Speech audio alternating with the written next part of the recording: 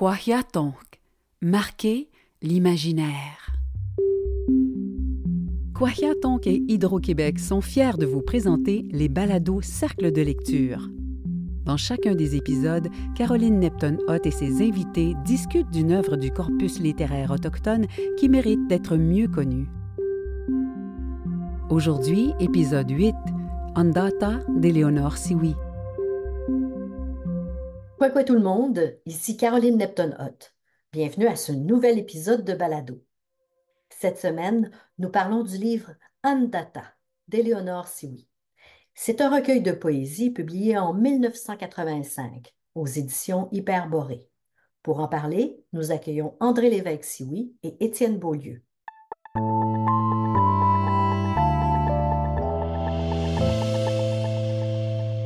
Quoi, André? Quoi, Caroline? Et Étienne Beaulieu, quoi, Étienne? Quoi, Caroline? Donc, Étienne Beaulieu est écrivain, professeur, éditeur. Il dirige les éditions Nota Bene, les éditions Varia. Il enseigne la littérature au Cégep de Drummondville, je ne me trompe pas, oui. Directeur général et artistique des correspondances d'Eastman. Donc, il a fait paraître en France et au Québec plusieurs livres qui sont récipiendaires de nombreux prix, La traversée du vide, Les rêves de Hookpick, Trop de lumière, etc. Bref, une belle feuille de route, Étienne. Bienvenue avec nous. Ouais. Et puis André Lévesque-Siwi, qui est de Québec, bien, en fait, c'est une artiste chanteuse, poète et flécheuse. André, dites-moi, Ah oui. flécheuse ou Wendat? C'est quoi flécheuse? Bien, le fléché traditionnel? Le plus près que je suis arrivée de ça, c'est de tisser vous savez, les bracelets qu'on se faisait dans les années 80-90. C'est pas la même chose. Pas tout à fait la même chose. Donc voilà, elle a publié, elle est de la communauté de Wendake, hein? Elle enseigne aussi la langue Wendat aux jeunes. Elle a publié dans les collectifs La Traversée de l'UQAM, Nous sommes poésie, dans Chambre forte, chez Hamac. Chez Anne Norac aussi, Oui. mon recueil chant. Ça, je pense que c'est ma seule œuvre solo. Oui, aux éditions Anne Norac. Merci d'être avec nous, Tinesh Kometno. Là, j'ai opté, moi, pour ce recueil de Éléonore Siwi parce que elle nous a quittés en 2006, c'était une très grande femme qui a un parcours assez particulier. Alors, on va dire un petit peu c'est qui Éléonore Siwi pour les auditeurs. Elle a publié Ondata, dont on va parler aujourd'hui, qui est publié chez Hyperborée, 1985, et puis Corps à cœur éperdu en 1992, chez D'ici et d'ailleurs. Donc, Éléonore Siwi Wendat, qui est née en 1920, elle nous a quittés en 2006. En fait, elle a travaillé toute sa vie, une grande partie de sa vie, à la sensibilisation aux questions autochtones, à la promotion des cultures de la nation Wendat. À travers ses poèmes, elle nous a fait connaître les valeurs de sa nation, les connaissances de sa nation. En fait, elle est la première à obtenir un doctorat en philosophie et spiritualité amérindienne de l'Union Institute and University de Cincinnati en 1988. Donc, c'est pas rien, hein? On parle d'une femme qui est née en 1920, donc qui a traversé le fait de ne pas avoir le droit de vote, le fait d'élever des enfants. Elle en a eu 7. Donc, elle a élevé ses enfants pour ensuite se consacrer à ses études. Donc, elle a un parcours très particulier. On vous a demandé tous les deux de vous pencher sur cette œuvre, Ondata. Donc, qu'est-ce que vous avez retenu? Comment vous avez accueilli ce recueil de poésie-là? Je vais commencer par Étienne. Ben, moi, premièrement, je suis vraiment honoré là, de pouvoir parler avec André de ce recueil-là. Donc, pour moi, Éléonore Siwi, c'était surtout un nom qu'on rencontre de temps en temps, puis je dirais même assez fréquemment, en fait, dans toute l'historiographie au sujet de la communauté de Wendake, dans les premières voix de femmes de Première Nation.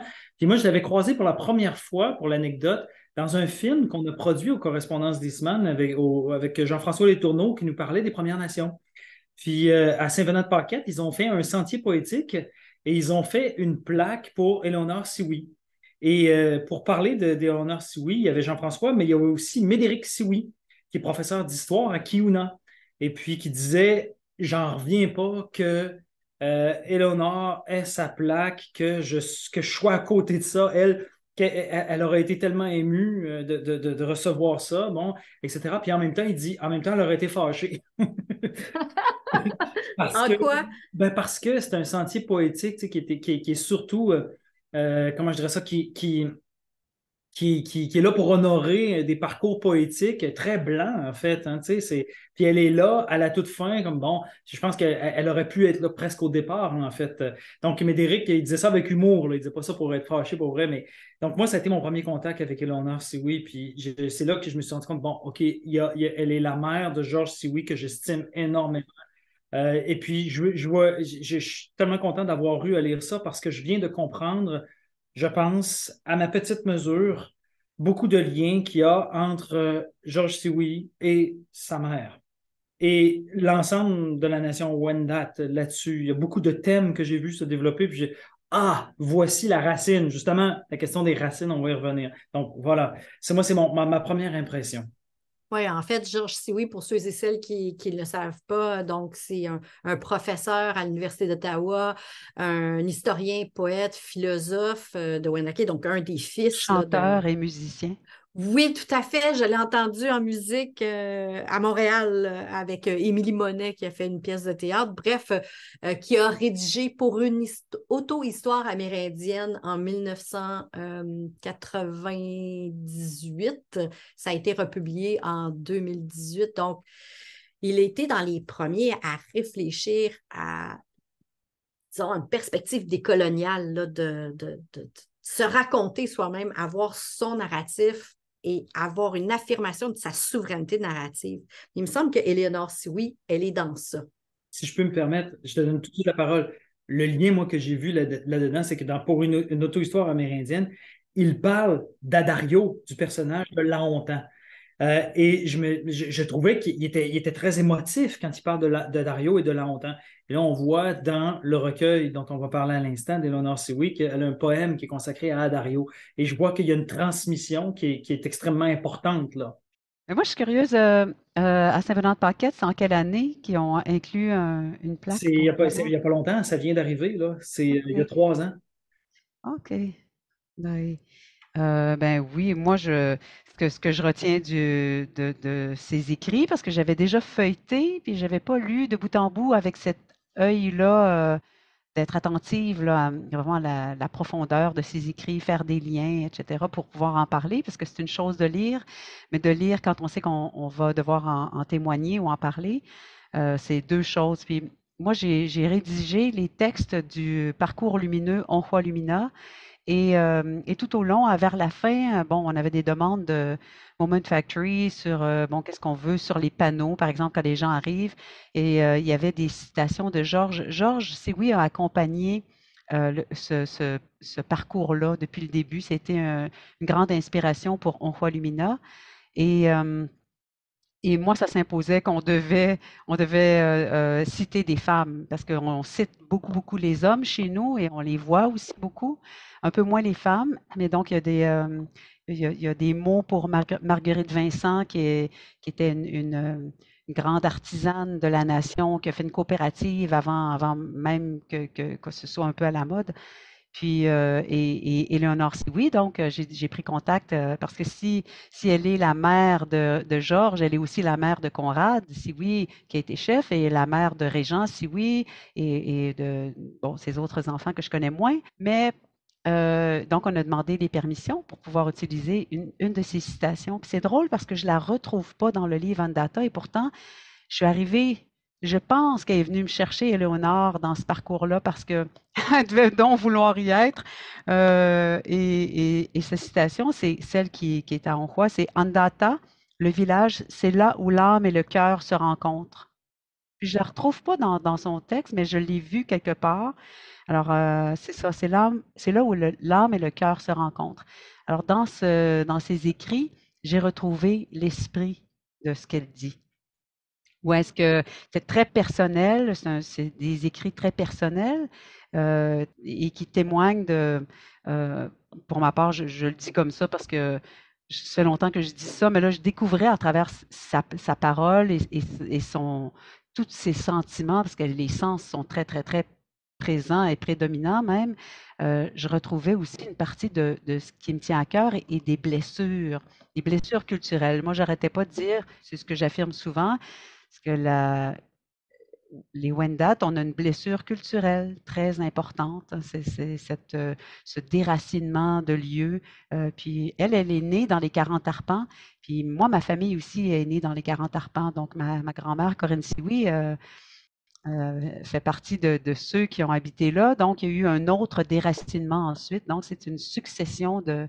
Là, on ne parle même pas de la loi sur les Indiens où les femmes qui mariaient un alloctone devaient partir. Donc, il y a des déracinements à plusieurs niveaux.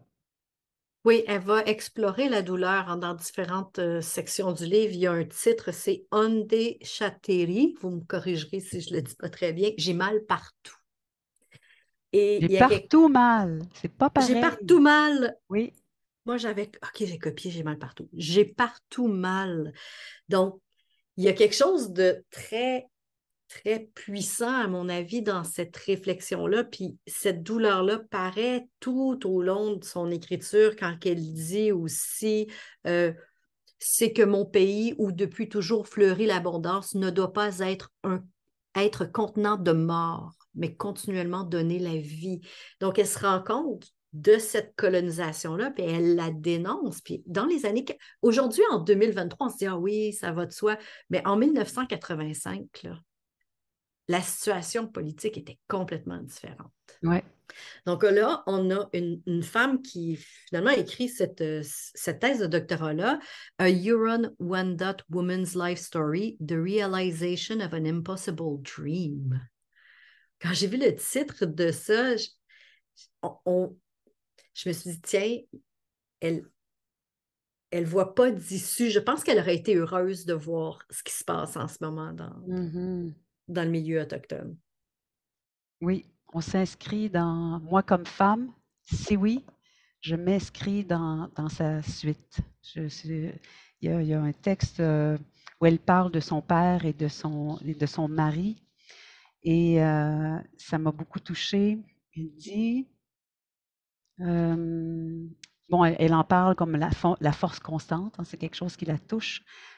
Offrande, dernier voyage vers l'unité, semé à coups de bras. Et ça veut dire que ça a fait mal.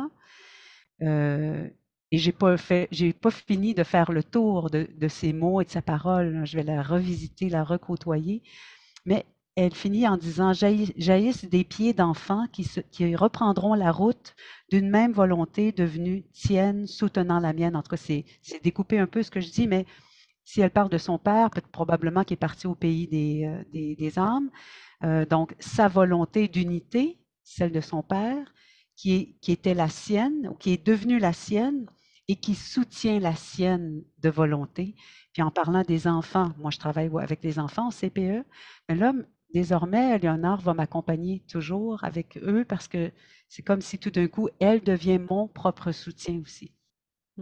Elle utilise beaucoup de mots Wendat pour tous ses titres. Oui, c'est des mots Wendat de Sagar. Il faut le dire, ce n'est pas des mots standardisés. Donc, ceux qui voudraient prendre ces mots-là pour les utiliser aujourd'hui, c'est peut-être pas une bonne idée parce que il y a comme le Wendat du 17e. Là. C'est Gabriel Sagar qui avait écrit un dictionnaire. Donc, ce sont des mots qui appartiennent à Sagar. Mais pas qui appartiennent, mais ce sont ses oreilles qui ont écrit les mots Wendat du 17e siècle. Okay. Et par la suite, nous, dans la langue Wendat, Megan utilise Pierre Potier, qui est beaucoup plus contemporain et plus près de nous. Donc, la langue Wendat, Pierre Potier était venu à Wendake ici, là. Donc, c'est pas la langue avait changé, évolué, eu beaucoup d'influence. Donc, une langue, c'est vivant quand c'est oral. Il n'y avait pas d'écrit. Ça fait que, même juste une anecdote, après ça, Étienne, je veux t'entendre, là. J'ai cherché un mot que j'avais jamais vu, qui avait un X dedans, parce qu'on n'a pas vraiment de X dans la langue Wendat. Et pour me rendre compte, Orixa, et c'est traduit comme le souffle. Mais là, j'ai cherché Orixa, qu'est-ce que ça veut dire? Parce que sous les titres Wendat, elle ne met pas la traduction. Donc, par exemple, Utukente, bienvenue, c'est pas une traduction. elle dit autre chose et dans son texte, souvent se trouve le mot traduit ou l'idée de ce mot.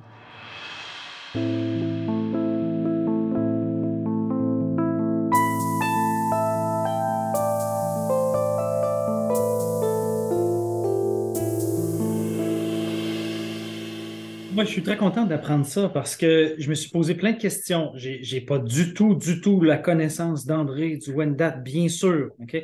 J'ai quelques petites notions ici là que André m'a apprises ici et là, que de temps en temps, par les textes que je croise. Puis il y en a un, il y a quelqu'un que j'aime beaucoup qui s'appelle Yves Sioui Durand, qui a fait une œuvre que je trouve personnellement là, une des œuvres majeures qui s'appelle Atisken Andahate, qui est le voyage des âmes, puis donc il a traduit ça comme ça. Puis là, je me suis posé la question parce que je trouvais village, la traduction là, du Andata qu'elle met là.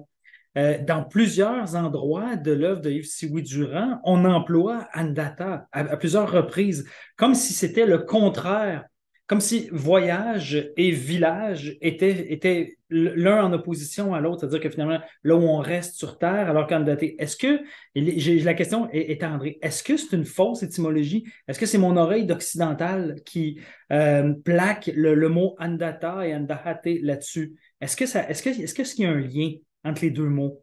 Ou peut-être que j'y vais trop sagard moi-même. Je me suis posé cette question-là sur le titre.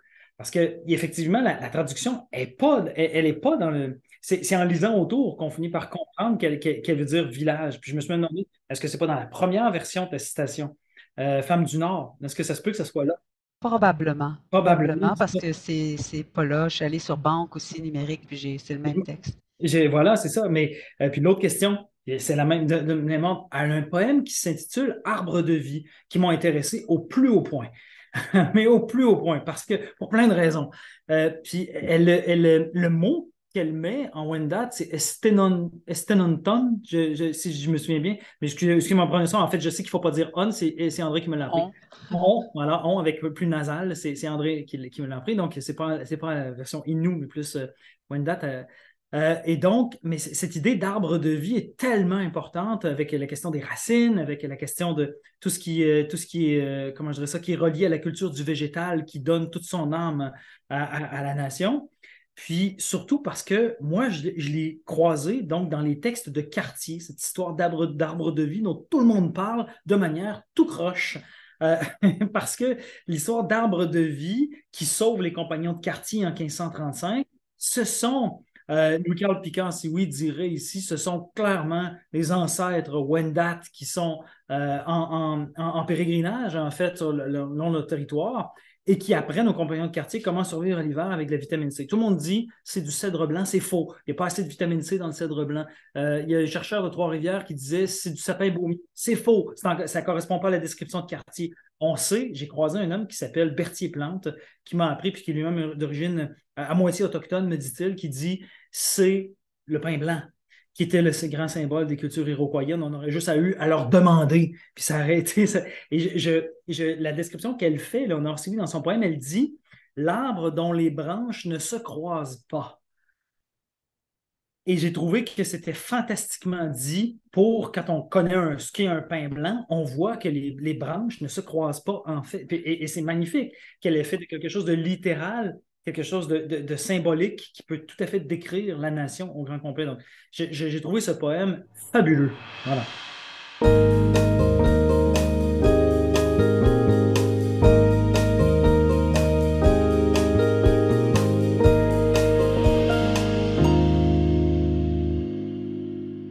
Merci de nommer ça parce que de la même manière que c'était toute une tête, tout un esprit, Léonore, une femme libre, moi je dirais une liberté d'être aussi qui était, j'ose le dire, parfois rebutante pour beaucoup de gens parce que c'était une femme opiniâtre qui n'avait pas la langue dans sa poche, donc il y avait des gens qui la trouvaient trop elle-même. Et elle dit les choses comme elle s'est imprégnée, je pense, des textes, des ancêtres, de tout ce que son père a pu vivre et lui transmettre comme connaissance aussi, comme trappeur, homme de la forêt. Et Et donc, tu sais, dont les branches, l'arbre dont les branches ne se rencontrent pas, c'est comme ça qu'on parle en Wendat. On va dire, on dira pas rouge, on va dire Wechtayohti, qui est cela est comme l'ocre, ou cela est comme le ciel. Donc, on va décrire. Et je pense au dindon sauvage. On dit, il n'y a pas un mot, en fait, le mot pour dindon sauvage, c'est celui qui est attaché au pin, à l'arbre des pins. Donc, c'est comme ça qu'on nomme, on va décrire. Puis là, elle fait la même chose dans ses textes. C'est fabuleux. Puis pour revenir à l'Aneda ou l'arbre de vie, elle en parle dans un autre texte où elle renomme l'arbre de vie, mais avec les fleurs d'or. Là, elle parle d'un autre arbre, par contre. Et là, on fait appel à notre mythologie. On peut revenir là-dessus, mais vas-y, Caroline. Oui, ben en fait, je pense que c'est sa grand-mère ou sa mère, Caroline Sioui, qui a aussi été une personne qui utilisait les médecines traditionnelles, qui allait utiliser les plantes, etc. Donc, elle n'arrivait pas, elle avait ces connaissances-là qui ont été passées malgré tout, hein, malgré cette souffrance d'acculturation-là, de la colonisation, des effets de cette colonisation-là. Et ça, même si on raconte pas, il n'y a pas eu de pensionnat, d'épisode de pensionnat. Bon, Il y en a eu, mais pas. Pas de cette manière. Les gens ont décidé d'envoyer leurs enfants. Il y en a eu, là. Je me suis fait dire. Mais c'était pas parce qu'on avait une école dans la communauté, donc. Donc, on n'était pas dans cet esprit-là, mais n'empêche que ça a fonctionné comme ça. Il y a aussi tout le rapport aussi aux enfants, à la mère, au rôle de la mère qu'on retrouve dans les textes d'Eleanor Sioui, la figure de la mère Wendat. J'aimerais peut-être qu'on revienne un peu sur ça, le fait que ce sont des sociétés matrilinéaires, les Wendat. Moi, on le sait, ça, depuis. En fait, les Wendat le savent depuis toujours. Les Blancs, on l'a appris. Nos auditeurs le savent peut-être pas. Les Blancs, on l'a appris par des textes de Lafitau, qui est le premier à mentionner ça, mais Champlain en avait déjà glissé un mot, puis le père Brébeuf aussi, on a beaucoup de textes qui décrivent, puis Sagard, il était complètement en extase devant cette culture qu'il découvrait en voyant les femmes prendre part aux décisions, puis c'est le premier, à ma connaissance, à faire le lien entre la dimension de l'agriculture, la dimension agricole, puis j'ai beaucoup aimé, moi, ce lien-là très profond dans la culture Wendat qui remonte à plusieurs siècles millénaires, quand elle parle des épis, quand elle parle du maïs, quand elle, qui se décrivait eux-mêmes comme le peuple du maïs du Nord, etc. J'ai trouvé ça extraordinaire qu'elle relie les épis de maïs carrément, ben, j'ose le dire, là je vais peut-être outrepasser ma compréhension des choses, à la sexualité. Et surtout dans la troisième partie, c'est extraordinairement sensuel comme poème, un à la suite de l'autre, et toute la récolte, toute l'idée là, que les épis viennent à maturité, vient avec des descriptions extatiques du paysage, du pays, en fait, puis de tout ce qui est nourricier, et de l'eau, de la forêt. On sent vraiment une présence très, très forte là, sur la peau, qui est nommée à plusieurs reprises. Toute cette partie-là, au début, Caroline, tu parlais de la douleur. Puis oui, bien sûr, sans contredit, je pense que c'est difficile de faire pire. Ce que je trouve fabuleux, c'est que c'est contrebalancé par cet aspect-là de joie, de plaisir sensuel, quasiment orgasmique, en tout cas quelque chose de clairement cosmique. Clairement d'un sentiment d'union, de globalité. Vraiment, moi, ça a été une découverte fabuleuse là, pour ça. Là. Surtout la question de l'eau. Je ne m'étais pas rendu compte à quel point l'eau pouvait être importante dans la culture Wendat. J'aurais dû y penser. Je pense que l'eau, c'est la base. Hein. Il y a beaucoup de nations autochtones qui ont des champs de l'eau aussi. Là. Dans un texte à paraître bientôt, j'en parle. Où sont nos champs de l'eau? Où sont nos champs de terre? Où sont-ils? On en parle d'une manière... Enfin, jamais comme pour les remercier, mais chez les Premières Nations, il y a des chants pour remercier ces différents éléments qui nous donnent la vie, qui nous permettent d'être en vie. C'est nommé souvent, les gouttes de pluie reviennent beaucoup dans ces textes. Le soleil, moi, tu parles de la sexualité. Juste une anecdote, tu sais que le mot maïs, c'est aussi le mot pour sperme en Wendat. Oh là là. Ben voyons. Je vous en apprends toute une. Alors, Oneha, c'est ça. Donc, parfois des mots quand les Européens arrivent avec des objets qu'on n'a jamais vus, ils vont utiliser un objet auquel ça se réfère ou que ça leur fait penser à un objet. Je pense à bouteille. Il y a 7 ans, en fait, ils ont nommé bouteille courge. Alors, la forme de la bouteille du temps qui est avec des courbes, donc ça devient, il y a 7 ans, devient le mot pour bouteille et pour courge. Mais mais il y avait des mots aussi qui étaient à double sens dans ce temps-là. Donc, maïs, probablement à cause du lait, du maïs, là, que ça faisait penser à ça. Il est question de la Lune beaucoup, puis du Soleil. Moi, j'ai remarqué ça aussi, là, beaucoup. Puis on voit que le Soleil est fécondant, ce qui, là, je pense qu'on vient de comprendre. Mais il est question beaucoup de la Lune, de son éclairage blanchâtre. À plusieurs reprises, ça vient. Est-ce qu'il y a une association qui est faite avec le sexe féminin dans la Lune?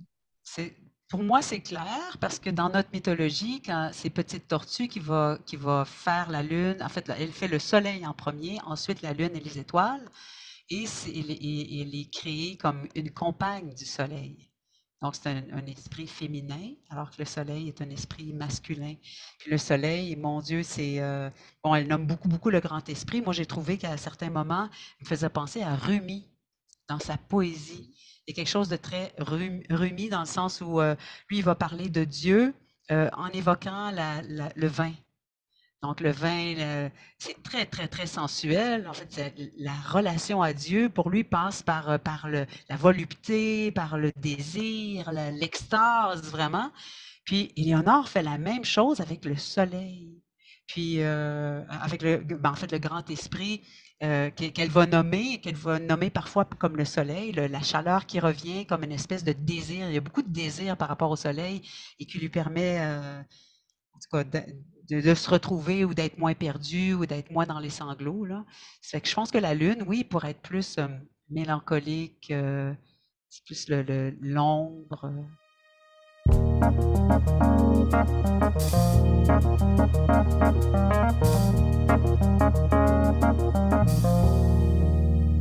On a ce recueil de poésie-là qui est assez substantiel. Moi, j'ai été étonnée en ouvrant le recueil. Il est divisé en 3 parties. Là, je ne me risquerai pas, mais André, vous pouvez le faire. La première partie, c'est Demeure partout, avec le titre en Wendat, Yoskaha demeure partout. Donc, Aaron Yaye Yenchon Yoskaha. Ensuite, un nouvel ordre mondial. J'apporte les épis. Un nouvel ordre mondial, fraternité mondiale. Hein? Donc, en 1985, d'entendre ce discours-là qui parle de fraternité mondiale et de mondialisation, moi, j'étais complètement surprise de voir ça. Puis qu'elle ait choisi de nommer ça « J'apporte les épis également ». Hein, dans les épis de maïs. Puis ensuite, la troisième section, personnellement vôtre, qui rassemble d'autres textes. Mais là, on parle de 26 poèmes. Donc, au total, là, on arrive pratiquement à près de 50 poèmes dans ce recueil. C'est quand même important là, comme recueil de poésie. Je veux dire... Oui, j'irais même jusqu'à dire il y a une cinquantaine de poèmes, mais au moins deux presque essais. Oui, il y a des textes où elle dénonce des choses. Et puis, c'est que la citadelle, elle prend des prises de position beaucoup plus fortes, même, elle s'exprime autrement. On entend quasiment un Antoine Capèche c'est presque le même ton. Hein, oui. On dénonce le gouvernement colonial, on dénonce la situation et elle a essayé de le faire aussi, si je ne m'abuse, au conseil de bande à Wendake, d'essayer de transformer les choses. Ce n'était pas toujours très bien accueilli, mais on voit qu'elle est politisée. Elle s'inscrit dans cette idée. Pour moi, c'était une œuvre de résistance. Oui, résistance à plusieurs niveaux.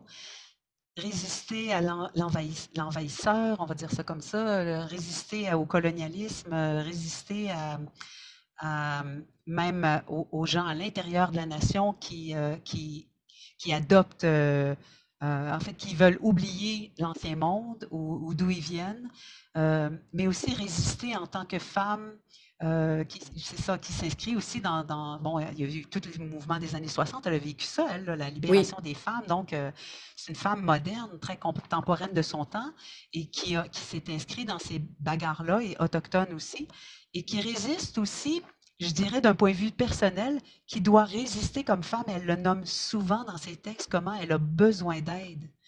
oui. Elle le nomme, c'est très touchant, j'ai été très touchée. Puis moi, dans mon livre de poésie, c'est drôle, hein, là, en la lisant, je me suis dit, waouh, il y a des bouts où je me disais, ah, j'aurais peut-être pas dû parler de ça, c'était trop personnel. Puis en la lisant, je me suis dit, tiens, ça fait écho à ce qu'elle écrivait. On porte ça, donc on le dit, puis ça peut toucher d'autres femmes. Résister à la tentation de tout laisser tomber. Oui. Nous laisser tomber en tant que nation et laisser tomber les femmes, laisser tomber les enfants, les hommes, les gens de sa communauté.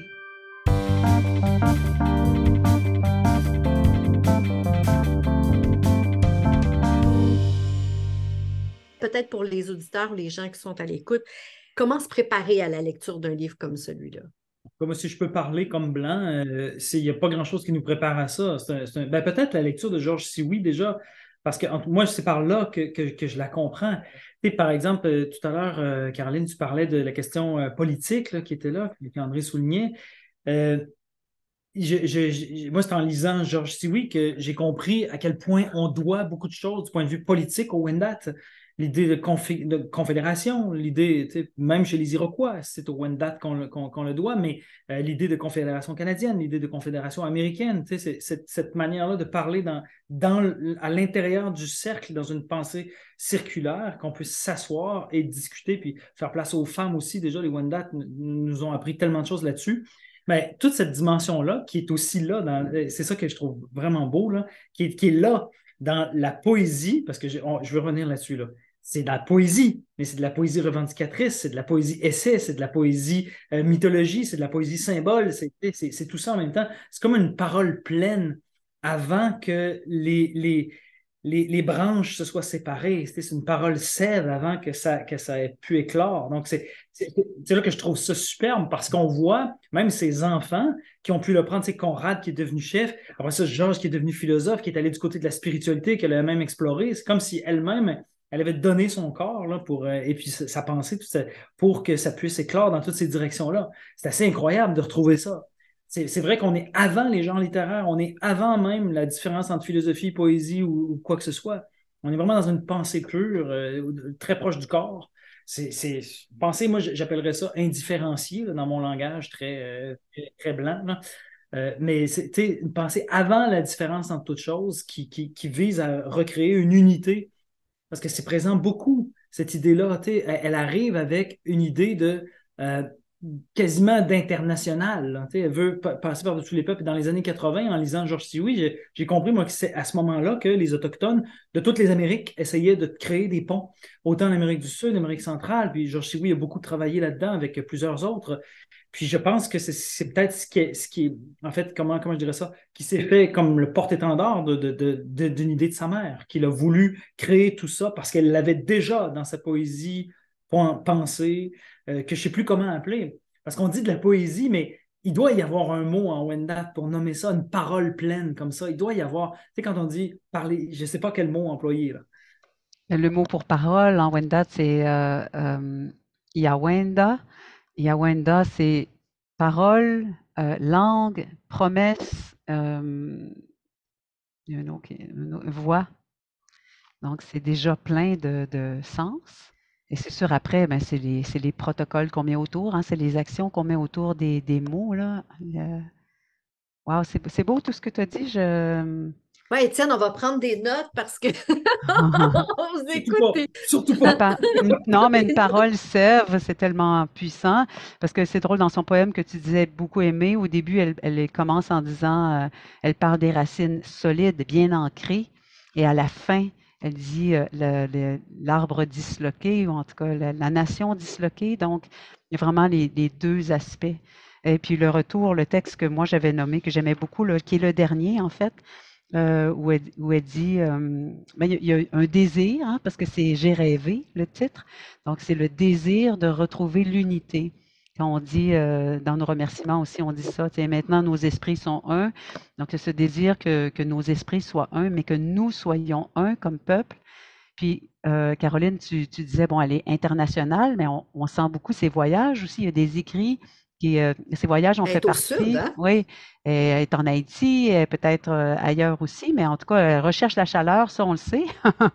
La chaleur qui lui apporte, il y avait beaucoup, beaucoup de symboles autour du soleil, c'est fou. Le vent, la mer, le soleil, l'horizon, il y avait la pluie, la neige, la neige qui fond. Tous ces symboles-là qui reviennent, tu disais, c'est une poésie symbole aussi. C'est l'arbre de vie à un moment donné, elle parle des scintilles d'or, l'arbre de vie scintille d'or. On est dans le monde ciel avant d'arriver sur Terre, comme Wendat, la mythologie où on dit il y avait là, c'est comme ça qu'on l'appelait l'arbre de vie. Donc, l'arbre de vie avait des fruits qui étaient lumineux, qui étaient dorés, qu'on disait. Quand on disait qu'ils étaient dorés, donc ça fait référence à tout ça. Puis c'est ça, parler de ce désir ultime de revenir à l'unité.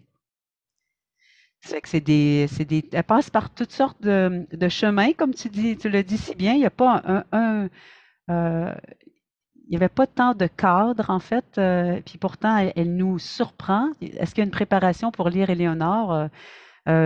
Soyez ouverts et arrivez pas avec vos idées préconçues de ce que devrait être la poésie. Ça serait une bonne façon de l'aborder. Oui, tout à fait. Pas arriver avec les tropes là, littéraires sur l'hybridité culturelle et tout ça. Et ça me semblait une erreur, en fait, de se lancer dans ça en pensant métissage. C'est écrit en français. On n'est pas tout à fait dans cet univers-là, là. Mais c'est très tentant, c'est ça, c'est vraiment c'est un piège, là. C'est très tentant de le lire comme ça. Mais on sent, tu sais, à cause du vocabulaire, du lexique Wendat qui est utilisé, ça nous empêche de faire ce type d'association-là, un peu trop plaqué, un peu trop Simple. facile. Oui, voilà. Oui, puis de voir c'est ça, comme je disais tantôt, la manière de décrire plutôt que de dire exactement un mot. Elle va décrire, c'est que là, on est vraiment dans la pensée Wendat, dans la vision du monde.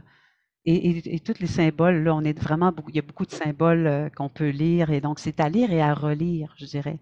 Puis, autre chose aussi, quand elle parle des Wyandotte, par exemple, parfois le mot Wyandotte, bon, c'est nos cousins qui sont en Oklahoma maintenant, à Anderden, puis en Kansas, avec la dispersion de 1649, 1650, là, elle le nomme.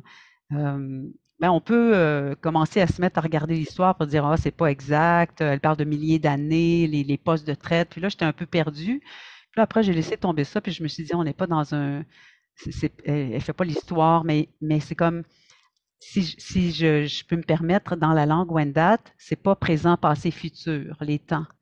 Donc, les temps même de la langue, bien qu'Éléonore c'était pas une locutrice du Wendat, là, on parlait déjà plus la langue, mais il y avait des traces donc par son père et ses grands-parents probablement.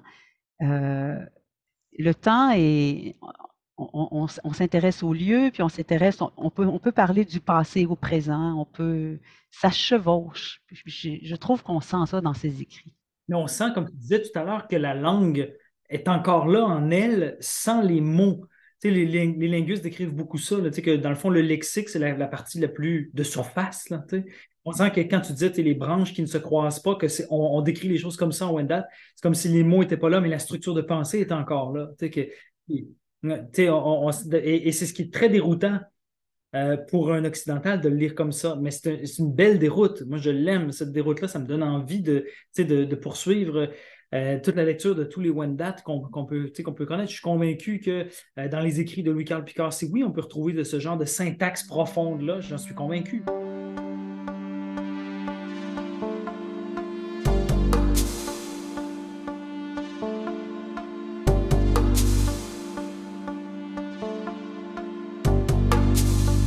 Cette femme-là représente beaucoup. On devrait s'attarder à la lire, comme Wendat aussi. Là, ça me donne envie de le remettre au menu pour plein de gens de la communauté.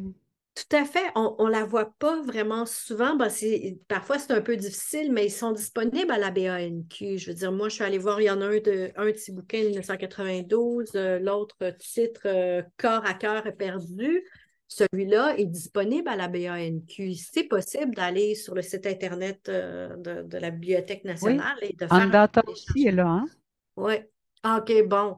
Donc, à ce moment-là, c'est possible d'aller là puis de jeter un œil, de choisir quelques poèmes, de regarder qu'est-ce qui est dit dans ça.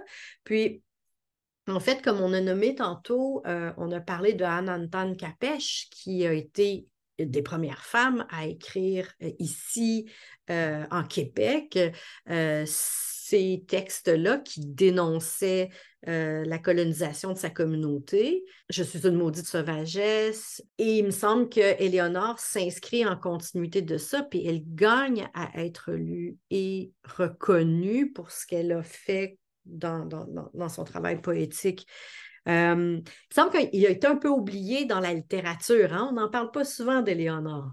Est-ce que je peux me permettre de lancer un appel à tous mes collègues éditeurs, en particulier Madeleine Norac, parce que justement pour Antoine Capèche, c'est Mémoires d'Encrier qui a réédité. Pourquoi est-ce que je vois très très bien là, l'idée de rééditer le Nord-Souis avec une préface, pourquoi pas, d'André qui nous explique les tenants et aboutissants de cette poésie-là, pourquoi pas?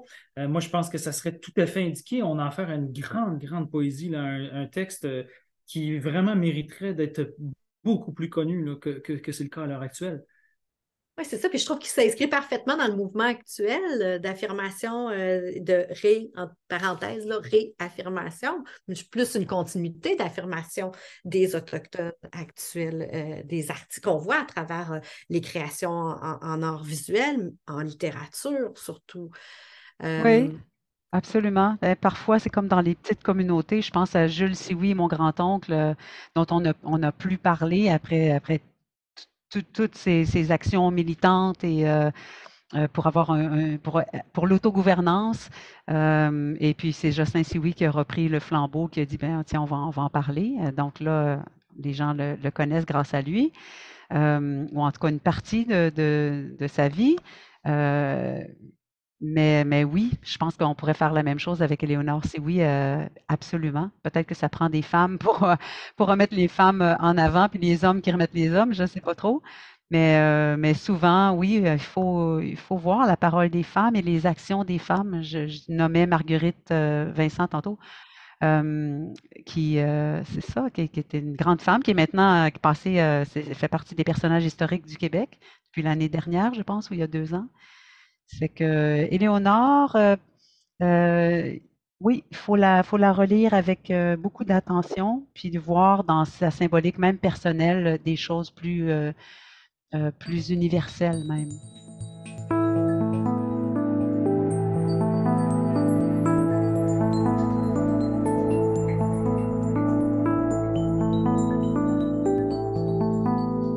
La dimension vraiment médicale de la parole dont tu parlais tout à l'heure. Tu sais. C'est la comme si... guérison. Oui, la guérison, ouais, je pense, mais tu sais, justement, ce que j'aime dans l'histoire, c'est que c'est pas des Blancs qui prétendent aller guérir du côté autochtone, mais que ce soit la parole elle-même qui vienne du côté autochtone, qui puisse guérir ces blessures-là, l'histoire... J'ai lu un peu beaucoup là, sur l'histoire du peuple autochtone du point de vue des Blancs, puis tu sais, c'est depuis le début de la présence blanche, tout est fait pour que ça soit divisé, c'est divisé pour mieux régner. C'était là, les chrétiens, les pas chrétiens, ceux qui viennent à Québec, ceux qui vont dans le sud-ouest. Après ça, la prétendue chute de la Huronie, qui est en fait une manière de se fondre différemment dans le paysage et la culture. Il y a toutes sortes de choses là, qui ont été faites, qui ont été pensées, qui ont été, tu sais, pour qu'on puisse dire, ah, ils n'existent plus, ils sont disparus, alors qu'ils étaient tout à fait là. Il y a plein de témoignages de tout ça. Donc, c'est ça que je trouve beau la parole soit encore puissante, qu'elle ait encore sa capacité de guérison, qu'elle ait encore une plénitude. C'est extraordinaire.